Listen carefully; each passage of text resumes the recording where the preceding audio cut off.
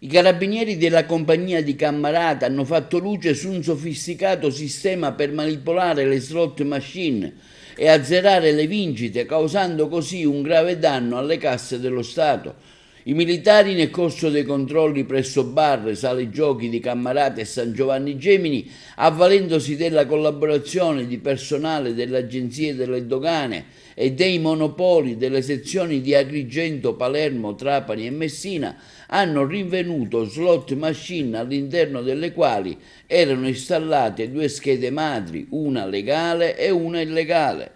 Quest'ultima, abilmente occultata, era in grado di interrompere il flusso telematico dei dati contabili, azzerando le vincite e generando un guadagno illecito per i titolari dei locali.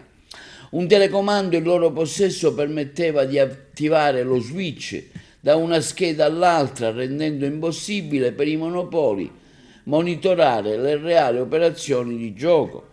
L'operazione ha portato al sequestro di 6 slot machine, 12 schede madri, 6 antenne, 2 dispositivi di conversione, 4 telecomandi e circa 5.000 euro in monete da 1 e 2 euro, somma ritenuta provento dell'attività illecita.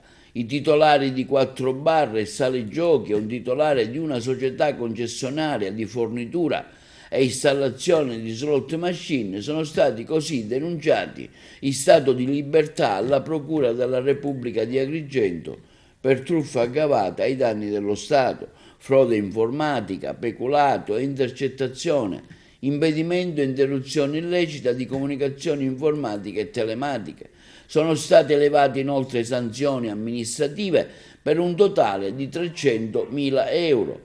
Si stima che il profitto illecito per ogni apparecchio sarà comunque successivamente quantificato mediante accertamenti tributari, ammonti a circa 5.000 euro al giorno. Le verifiche proseguiranno con ulteriori accertamenti per quantificare il preciso ammontare del danno subito dallo Stato.